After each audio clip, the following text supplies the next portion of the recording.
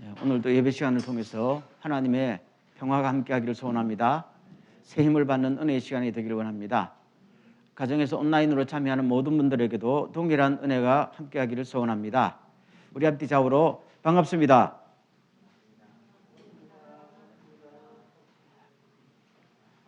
조금 더 반갑게 해도 되는데. 자, 오늘부터 한 몇 시간에 걸쳐서 여기 제목이 안 나왔네요. 자, 우리는 희망을 말한다라는 제목으로 하나님의 은혜를 서로 나누기를 원합니다. 우리가 도쿄 뉴처치를 시작하면서 어떤 기존의 교회와는 조금 다른 방향으로 가자 했지요. 그건 하나의 조직도 아니고 시스템도 아니고 정말 하나님의 나라가 우리 안에서 이루어지는 모습을 우리가 경험하고 보여주는, 그것이 바로 선교고 그것이 바로 우리의 사명이다라고 생각했습니다. 그래서 예수님을 배웁시다라는 제목으로 전체가 예수 그리스도가 하나님의 나라의 중심이고 그분이 하나님의 나라를 우리들에게 가져오시는 분이죠. 그래서 오늘도 그 일환으로 지금 예수 그리스도 때문에 우리에게 어떠한 변화가 일어났는가, 이것을 우리가 깊이 한번 경험하고 서로 나누어주는 은혜가 있기를 소원합니다. 자, 오늘 말씀을 보겠습니다. 욥기 19장 25절부터 29절까지의 말씀을 한 절씩 읽겠어요. 내가 알기에는 나의 대속자가 살아계시니 마침내 그가 땅 위에 서실 것이라.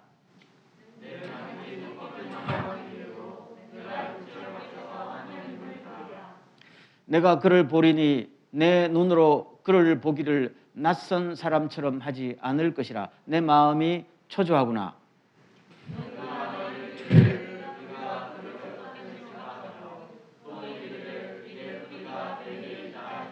다 같이. 너희는 칼을 두려워할지니라. 분노는 칼의 형벌을 부르나니 너희가 심판장이 있는 줄을 알게 되리라. 아멘. 한국의 청년 실업 문제가 어제 오늘의 일이 아닐 정도로 조금 더 심화되고 있지 않나라는 생각이 듭니다. 청년 실업률이 11%를 넘어가고 있다 하잖아요. 그러면은 10명 중에 1명은 직업이 없는 것이죠. 그런데 직업이 없는 정도가 아니라 계속 빚만 늘어간다라는 이야기죠. 그렇다고 그분들이 무슨 학벌이나 경험이 없느냐? 그건 아니지요. 치열한 경쟁에서 취직을 하려면은 대학을 나오고도 학원에 또 다니고 영어를 배우고 일본어를 배우고 기술을 배우고 계속 자격을 갖추잖아요. 그래도 여전히 직업의 기회가 없는, 그러다 보니까 사람들이 어떻게 돼요? 절망하는 것이죠. 비빌 언덕도 없는 것이다. 그런 이야기입니다. 그러니까 무슨 옛날에는 3포 세대라고 하더니 요새는 5포, 7포, 9포 나가다 요새는 그냥 종합적으로 N포 세대라 또 그러대요. 모든 걸 다 포기한 세대라는 말이 되겠죠. 포기한다는 말은 사실은 포기하고 싶지 않는데 포기할 수밖에 없는 상황이 너무 힘들다는 거잖아요. 아우성이지요, 그 말은. 그저께 제가 어디를 가다가 애기 앞에 옆에 로또 상점 옆에 가만히 서 있었어요.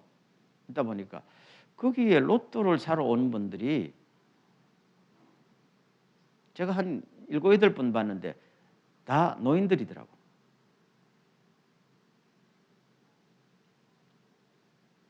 젊은 사람들이 아니고 노인들이니까 생각을 해봐요. 노인들이 왜 로또를 사겠어요? 생활 대책이 없다는 거잖아요. 한평생 일했지 않겠어요? 자식을 키워나가면서. 그런데 모든 걸 다 헌신했는데 지금 나이 들어서는 자기도 불안해서 견딜 수 없다는 것이죠. 나이 들수록 돈 없으면 서러운 거 아니에요? 그래서 현실이 이렇구나 하는 현실입니다. 그럼 앞으로 이것이 해소될 것 같아요? 물어봐요. 해소될 것 같아요? 제 생각에는 앞으로 점점 심화될 가능성이 있습니다. 왜요? 전 세계가 지금 무한 경쟁으로 들어갔거든요. 어쩔 수 없어요. 이게 개인의 문제가 아니고 전체 구조적인 문제잖아요. 이 구조를 고칠 수 있는 사람은 세상에 존재하지 않아요. 이거는 자본주의의 구조니까요. 그러니까 요새 크리스찬이나 넌 크리스찬이나 마음속에 특별히 우리 예수 믿는 사람들도 그렇잖아요. 예수 믿으면 그래도 좀 달라지지 않을까 했는데 예수 믿으면 뭐가 달라진 게 있어요? 나 솔직히 물어봐요. 제가 몰라요. 요새는 좀 저도 뭔가 솔직해졌다 할까? 철이 들었다 할까? 그냥 예수만 믿으면 됩니다. 나 이렇게는 말하고 싶지 않아. 여러분들도 이제 많이 성장했기 때문에. 그래서 성경에 있는 하나님의 말씀을 솔직하게 오픈하고, 그렇죠? 그럼 성경의 메시지가 뭔지 깊이 안 다음에 이야기해야 될 거 아니겠어요? 무슨 우리가 이단 단체도 아니고, 그렇죠? 그래서 물어보잖아요. 예수 믿으면 이 문제가 해소될까요? 아니라잖아요. 믿음이 참 없네요.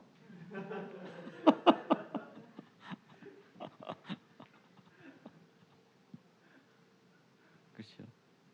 그럼 예수 믿으면 여러분들 전혀 불안하지 않아요? 늘 확신에 찹니까? 아니잖아요. 이 사회가 다 이해가 됩니까? 아니잖아요.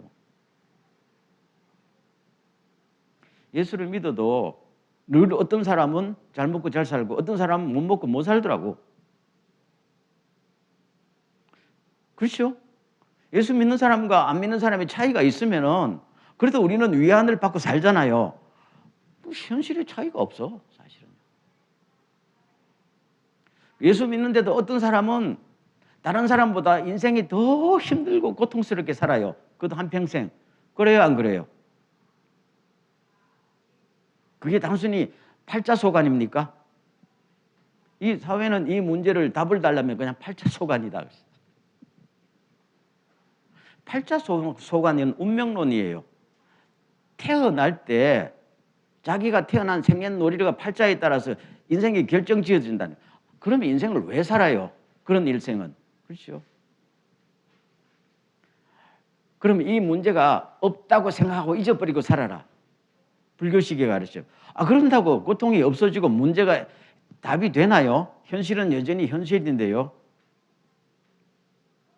그럼 오늘 하나님은 오늘 우리들에게 이 문제에 대해서 뭘 말씀하시는가 하는 것을 사실은 깊이 들어야 됩니다. 그냥 피상적으로만 그냥 믿음으로 이게 아니잖아요. 주님은 우리들에게 그냥 믿기만 하라 하는 거예요. 그냥 믿기만 하라 하면은 성경을 왜 66권을 다 썼어요? 성경 공부할 필요 없게. 이 말은 성경을 자세히 읽고 정말로 하나님이 어떤 분이신지를 알 때에 우리는 이 문제에 한 발자국 더 다가가고 넘어설 수 있다는 것이죠. 그래서 오늘 욥기를 보세요. 욥기는 제가 다시 한번 구체적으로 설명을 안 드려도 욥이 어떤 사람인지 알지요? 어느 날 사고 나서 자기 아들, 딸 10명 다 죽었지요. 그 많던 재산 하루아침에 다 날아갔지요. 자기는 불치병에 시달렸지요. 그러다 보니까 동네 사람들이 다 자기한테 등을 돌렸지요.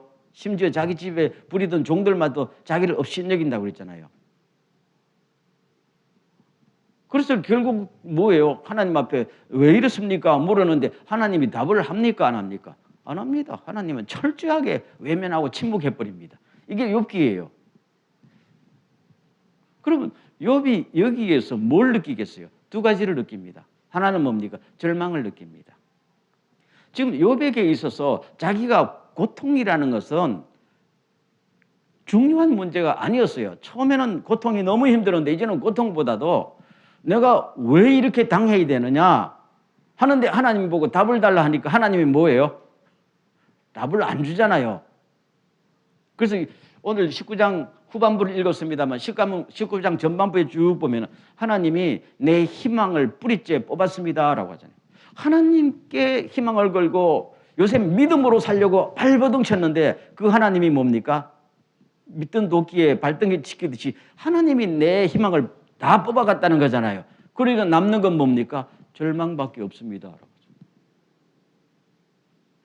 우리가 신앙생활 할 때요, 다른 것 다 무너져도 하나님 한 번 알아주시면 나는 됩니다. 그런데 그분이 침묵해 버리는 됩니다. 이게 욥기란 말이에요. 이게 오늘 우리가 또한 크리스찬이 처한 현실 중에 일부가 아니에요.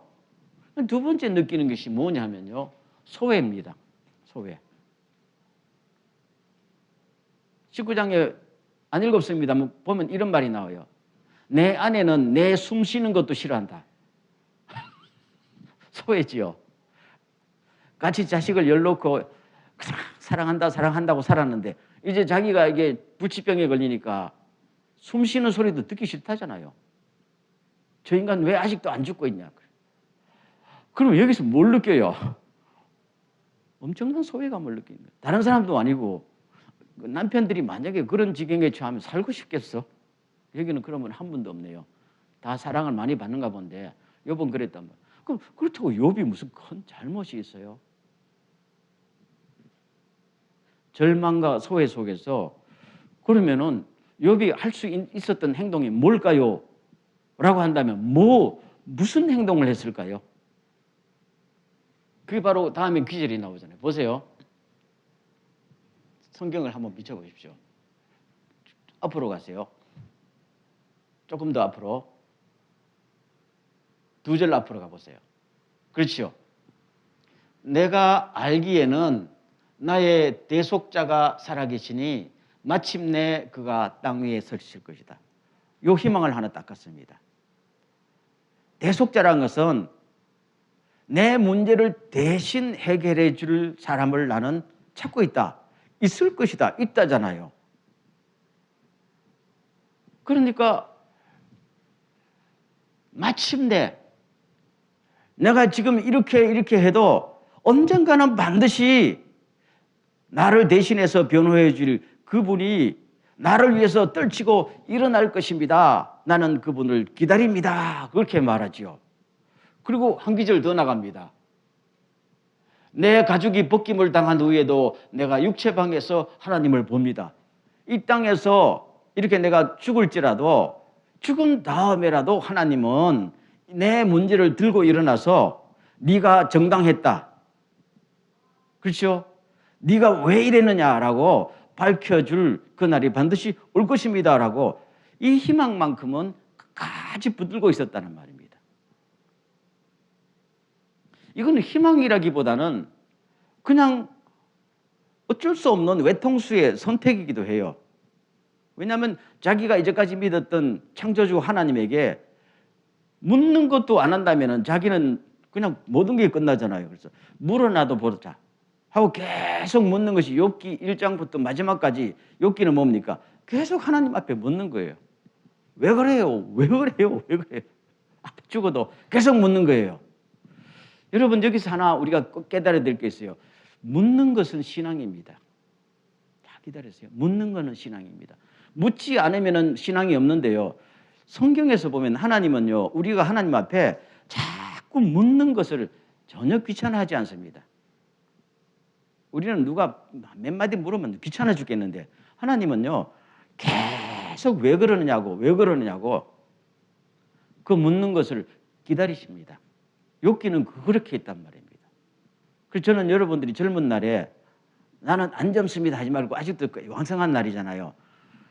그냥 그러니 그렇게 살지 마시고 무슨 이해되지 않는 거나 부조리나 뭐가 있으면요, 계속 하나님 앞에 왜 그렇습니까? 라고 물으세요. 아멘. 언제까지 물어야 돼요? 죽는 날까지 물으세요. 그것이 신앙입니다. 그래서 여기서 욥기의 희망은 질문에서 나온다는 사실입니다. 아멘. 굉장히 중요해요.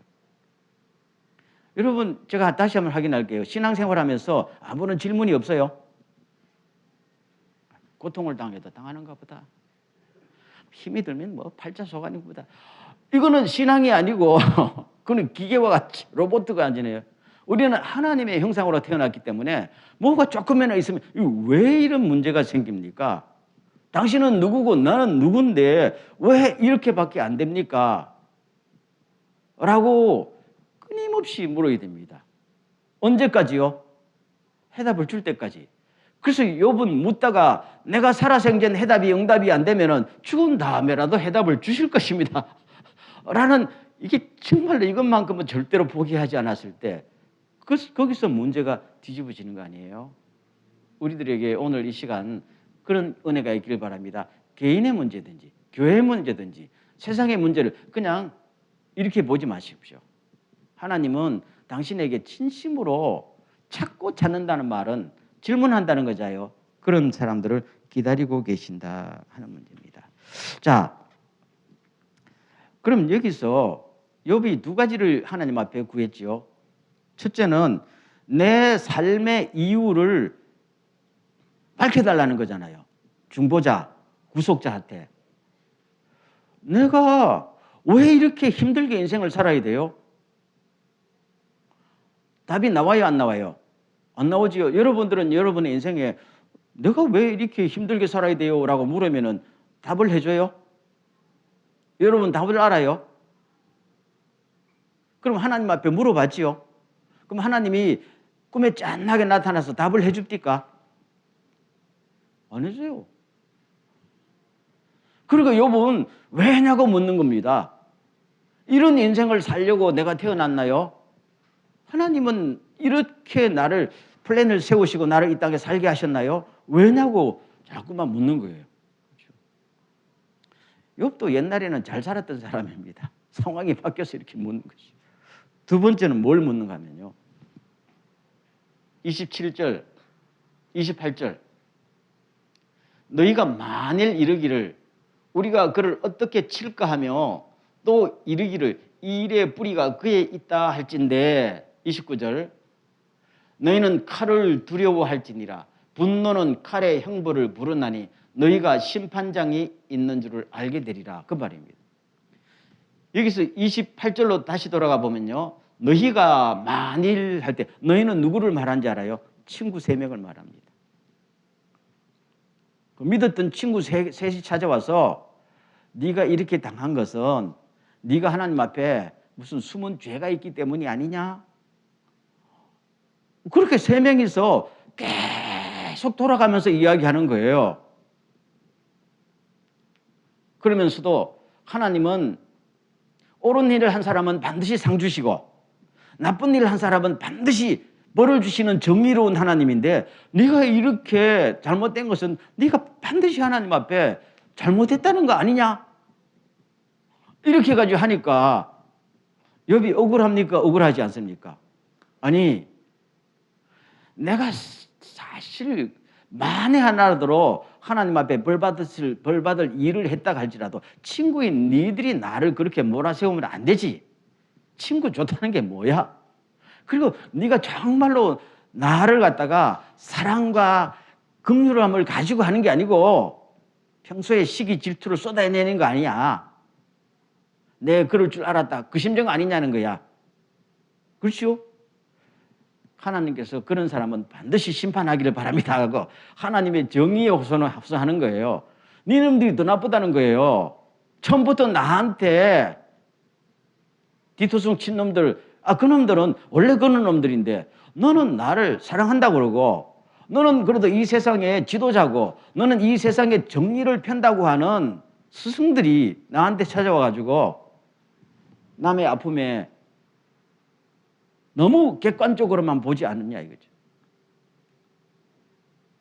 너희들은 세상의 고통과 가난의 문제를 객관적으로 보냐? 이걸 굉장히 싫어하는 겁니다. 여러분 보세요. 내가 허덕허덕할 때 내가 죄가 있어요. 나쁜 짓 했어요. 그래도 내가 허덕허덕할 때 왜 친구들이 찾아와서 객관적으로 논리적으로 딱딱 그래서 그렇다 그러면은 그 친구 다시 얼굴 보고 싶어요? 여기 친구들이 그랬단 말입니다. 그래서 너희들은 지도자가 되면 안 된다는 겁니다. 그러면 이 세상이 다 너희들처럼 되고 적어도 너희들은 나한테 대해서 긍휼과 애정을 가지고 문제를 접근했어야지. 그렇죠? 그렇게 이야기합니다. 그래서 하나님께서는 너희들을 심판하는 것을 나는 꼭 보고 싶고 그것을 하나님 앞에 요청하고 싶다. 이 두 가지. 어떻게 보면은 첫 번째 문제는 이해가 되는데 두 번째 문제는 너무 속이 좁은 것 같기도 한데요. 성경이 주제와 흐름 전체를 보면 이거 대단하게 중요한 주제입니다. 하나님은 사랑이지요. 동시에 하나님은 누굽니까? 심판자입니다. 우리가 하나님의 사랑만 믿어요? 하나님의 심판을 믿습니다. 제가 늘 이야기하지만 이 세상에 나쁜 놈들이 다 나하고 같이 천국에 가면 좋겠어요? 좋은지 묻잖아요. 나는 싫어요. 난 솔직히 싫어요. 그런 사람. 나쁜 짓은 골라 하는 놈들이 나하고 같이 예수님 앞에서 주여 주여 죄도 회개 안 하면서 천국에 오면은 여러분 그런 천국에 가고 싶어요? 그런 하나님은 아니란 말입니다. 하나님은 분명히 선과 악을 심판하시는데 이 욥의 친구들은 너희들은 어떻게 보면 위선자라는 거예요. 그것도 살인에 해당하지 않느냐. 노벨상 평화수상을 탔던 엘리 위젤이라는 사람이 있어요. 유태인인데요. 이 사람이 15살에 나치에 끌려가가지고 엄마와 여동생은 끌려가자마자 가스실로 가서 죽었고 자기는 아버지와 같이 남자 수용소에 있었는데 아버지는 너무 두들겨 맞고 영양실조로 죽었고 자기 혼자 살았단 말입니다.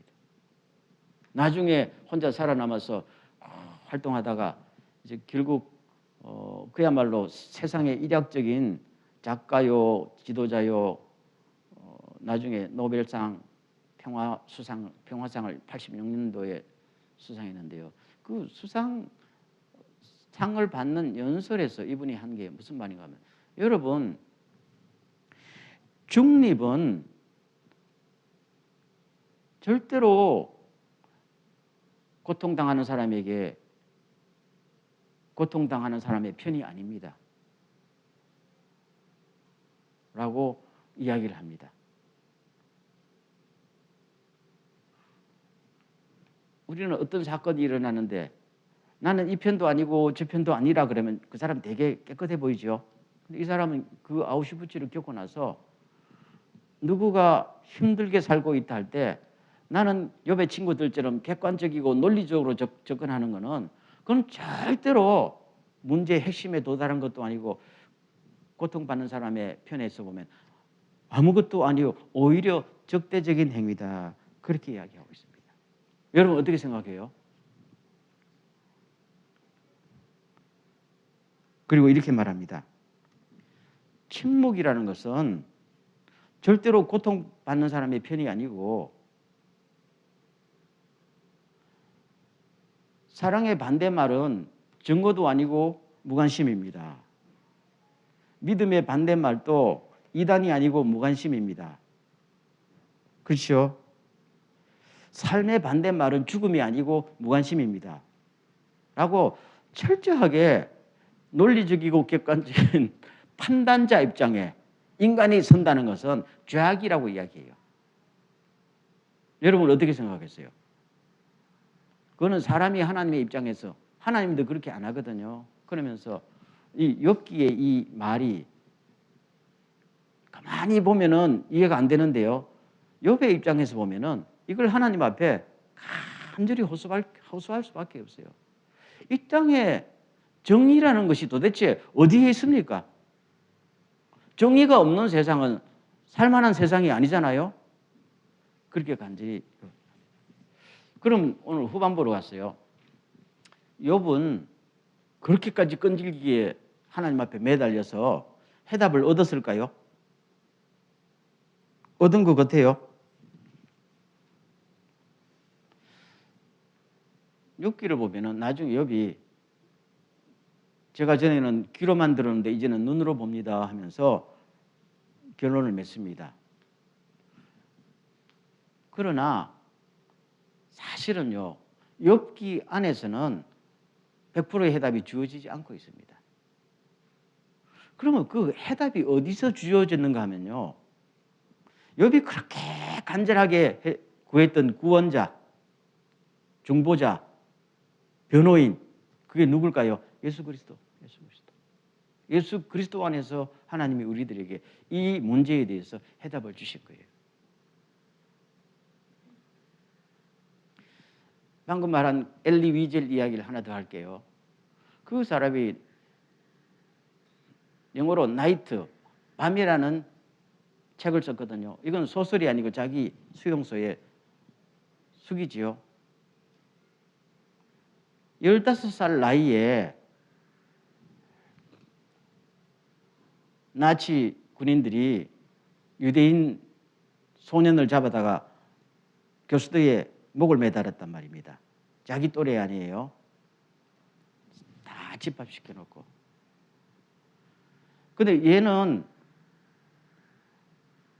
몸무게가 무거운 어른들은 빨리 죽었는데 얘는 가벼우니까 빨리 안 죽더라는 거야.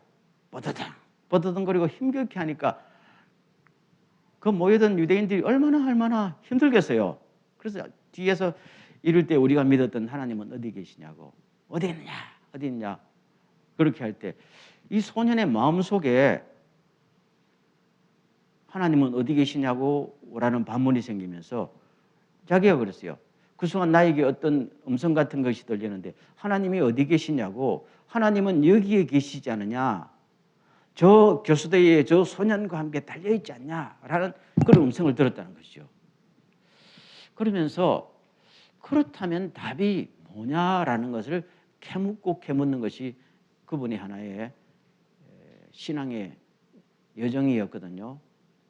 여러분, 우리가 여기서 볼 때요, 하나님은 소외와 또 의미 없는 고난과 부조리와 이 문제에 대해서 논리적으로 설명을 하셨을까요? 안 합니다. 그럼 논리적인 답을 안 갖고 계셨을까요? 갖고 계셨어요. 그래서 왜 설명을 안 하는가 하면요, 설명해도 우리는 인간의 이성으로 다 알 수가 없어요.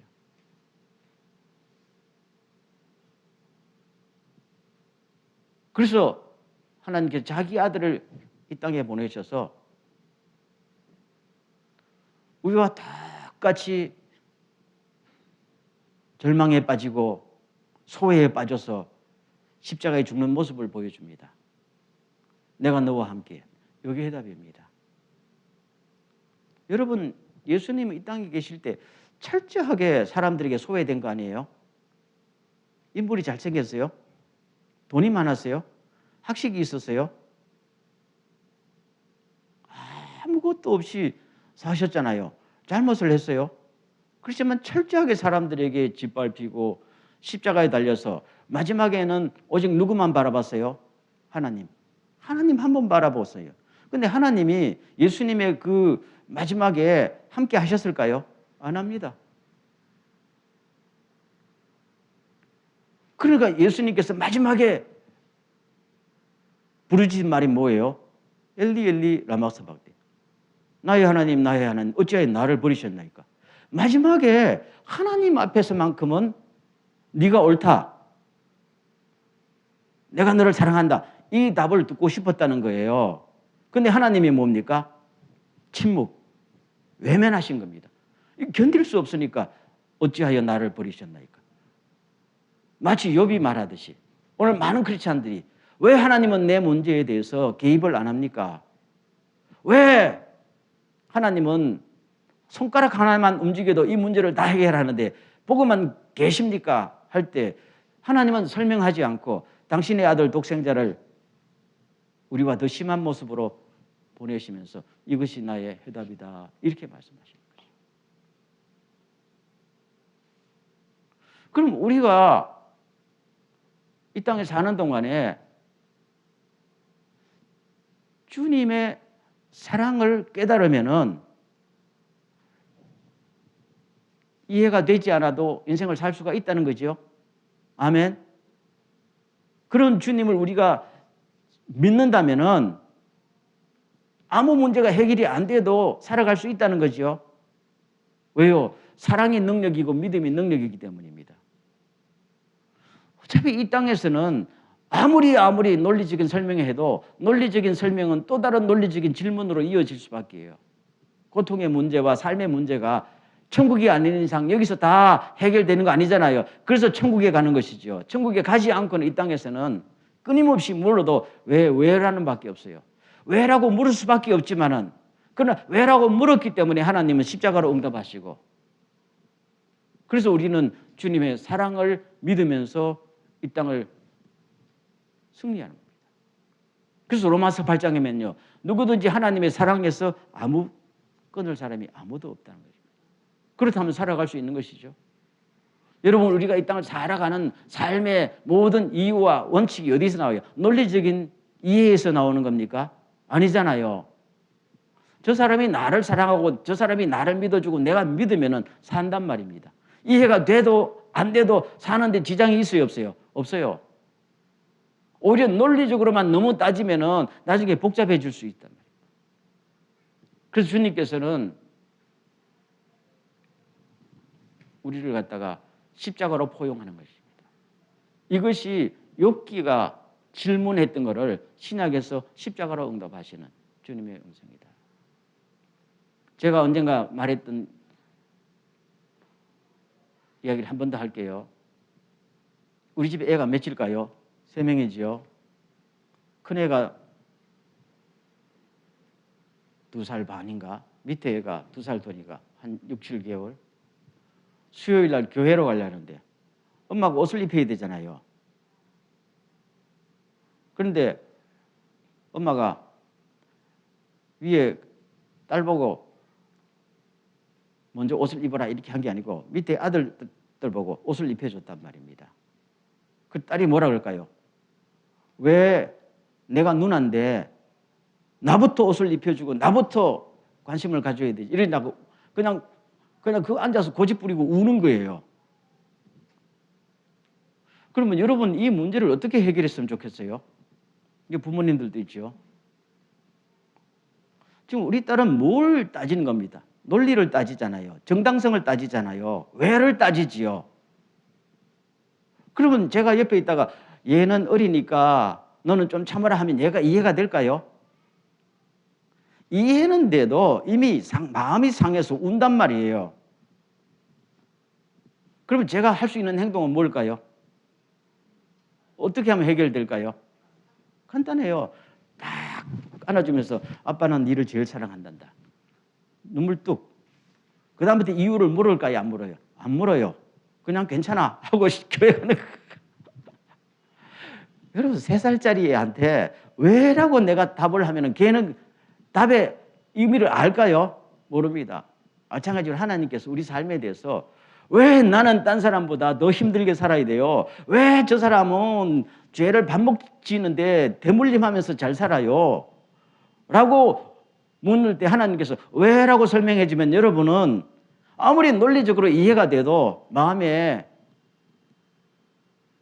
뭐가 평화가 넘칠까요? 아니자요. 그래서 주님은 우리가 왜라고 물을 때는 주님 뭘로 응답해요? 십자가의 사랑으로 응답합니다. 이거를 우리가 깨닫지 못하면은 크리스찬으로 살아가는데 늘 힘들어요. 그래서 오늘 우리가 주님 앞에 모여서 많은 문제가 있어요. 개인적인 문제, 교회적인 문제, 사회적인 다 있지만 첫 번째 문제가 있으면 주님 앞에 왜라고 물으세요. 반드시 물어야 돼요. 그럴 때 뭐를 우리는 기대해야 돼요? 주여, 나의 마음에 주님의 사랑으로 채워주십시오. 라고 하면은 문제가 해결됩니다. 아멘. 딱 그거예요.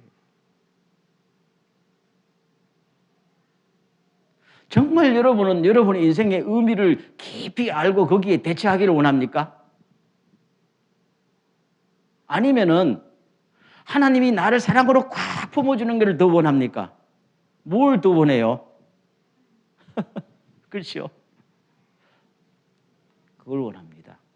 그래서 하나님은 너무 지혜로우시기 때문에 너무 사랑이기 때문에 오늘 우리에게 그걸 원하십니다. 그래서 늘 주님 앞에 설 때마다 주여 주님의 사랑으로 내 마음을 채우소서 주님을 더 어린아이처럼 믿을 수 있도록 나를 거룩하게 하옵소서 라고 기도할 때요. 주님은 그때마다 항상 안아주십니다. 꽉 안아주십니다. 그거를 경험하면서 우리는 나아가는 거예요. 그러면 오늘 설교를 끝내면서 그러면 오늘 우리 크리스천과 교회는 뭐냐? 그렇죠? 우리가 전도할 때도 마찬가지예요. 저도 뭐 여러분들 성경 공부할 때 뭐 전도법 우리도 다 이야기했잖아요. 왜 예수를 믿어야 되는지, 왜 하나님을 믿어야 되는지. 왜라고 안만 가르쳐줘도 안 믿으면 그만인데 뭐. 그렇죠? 관심도 없고 이해도 안 되고 뭐 사형리 전도 폭발 아무리 해도 그렇잖아요. 그러면 주님이 우리들에게 했던 방법 사랑으로 끌어안아주는 그게 바로 교회의 대단히 중요한 사명 중에 하나가 아닌가 싶습니다. 하나님의 나라의 핵심은 뭐예요? 사랑이라고 그러죠. 라고 합니다. 저도 이 설교를 쭉 하면서 어제 오늘 우리가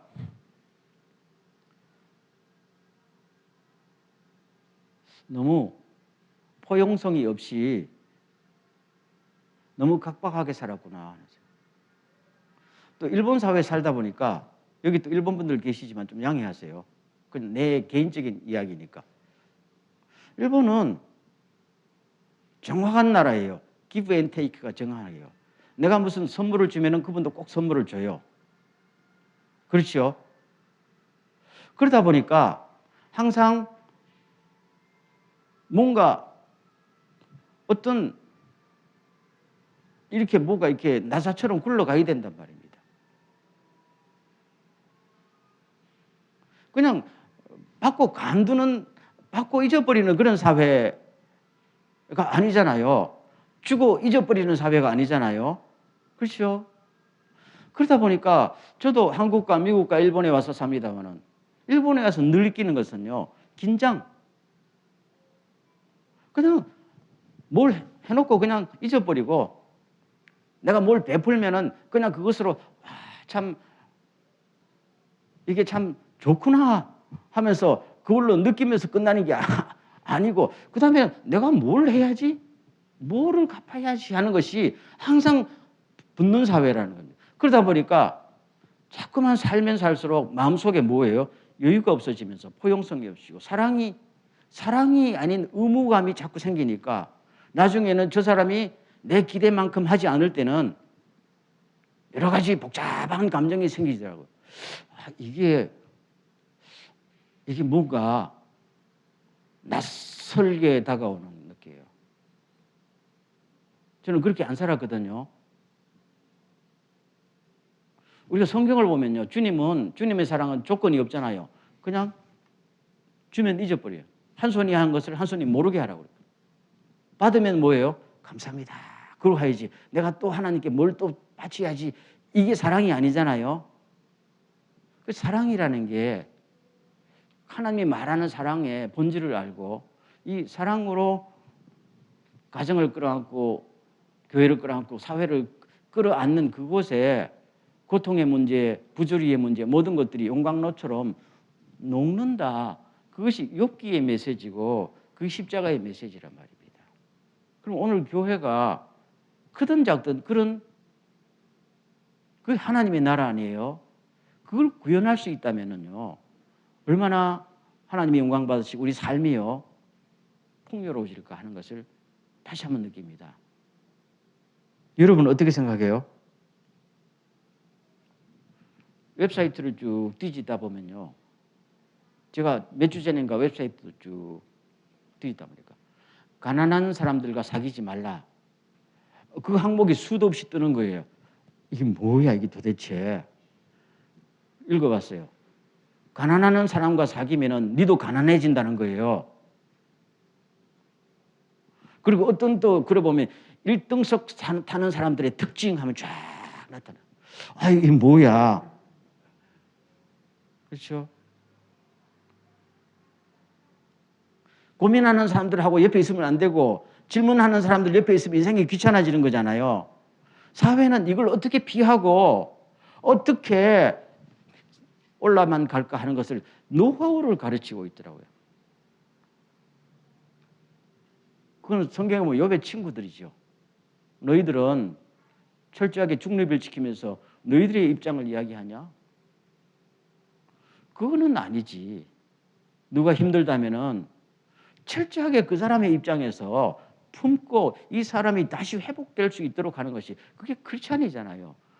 예수님께서 우리의 문제를 보시고 하늘 보좌 위에서 너희들 잘못했으니까 이제 뭘 받아야지 이렇게 했으면 우리의 구원이 일어납니까? 우리의 인간 내 몸으로 오셔서 우리 사람 사이에 섞여 들어서 그렇지요. 지식을 뻗는 가운데서도 말도 안 되는 인간들을 갖다가 자기를 죽이는 인간들을 갖다 품고 그렇죠. 그게 성육신이고 그게 십자가 아니에요. 오늘 우리 크리스찬들이요, 교회가요, 그 정신, 주님의 행동을 조금이라도 회복할 수 있다면 얼마나 좋을까요? 그래서 오늘 여러분들은 이 뉴처치에 쭉 와서 다른 것이 아니라 하나님과 하나님의 나라를 우리가 깨닫고 느껴보는 은혜가 있기를 주의 이름으로 축원합니다. 그것이 이 사회 속에서 주님께서 우리들에게 요구하고 바라는 교회의 모습이고 크리스찬의 모습이 아닐까. 그러면 여러분들이 다 손해일까요? 아니잖아요. 아니잖아요.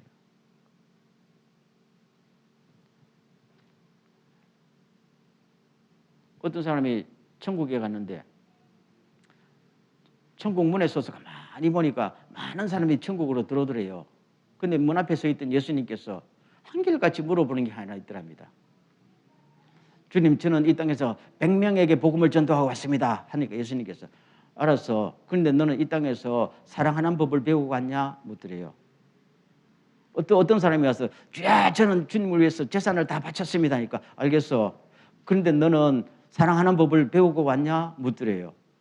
한결같이 그 질문 하나만 하더라는 겁니다. 저는 그럴 것 같아요. 주님께서. 주님은 우리들에게 사랑하는 법을 배워서 사랑할 줄 아는 사람이 되기를 원한다 하는 걸 느낍니다. 우리는 태어날 때부터 사랑을 못 배웠잖아요. 경쟁과 쟁취와 승리를 배웠지 사랑을 못 배웠어요. 학교에서도 배우지 못했어요.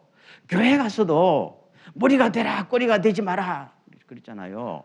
네 시작은 미약하으나 나중은 창대하리라 하면 항상 이것만 배웠지. 그렇죠? 너보다 못한 사람들과 사귀고 너보다 못한 사람들과 가난한 사람들의 친구가 되라. 이걸 너는 배운 적이 별로 없단 말이에요. 그래서 주님께서 오늘 다시 욥기를 이 통해서 정말 심각하게 우리들에게 뭐를 요구하고 또 뭐를 깨닫고 나갈지 가르쳐주는 놀라운 말씀이라고 생각합니다. 우리들에게 이런 은혜가 꼭 있기를 바랍니다. 네, 기도하겠습니다. 하나님, 우리가 주님은 우리들에게 사랑으로 응답하셨다라는 것을 배웠습니다. 이 땅에 사는 동안에 우리는 사랑하는 능력이 없습니다. 남을 진심으로 사랑하고 포용하는 능력이 없습니다. 배운 적이 없기 때문입니다. 주여 우리들에게 가슴에 사랑으로 채우시고 주여 관심을 가질 수 있도록 우리의 인생관과 가치관을 변화시켜 주시옵시고 내가 가는 곳에 하나님의 사랑이 하나님의 그 놀라운 은혜가 풍성하게 이루어지게 하옵소서라고 기도하는 시간을 갖겠습니다. 다 같이 통성으로 기도합니다.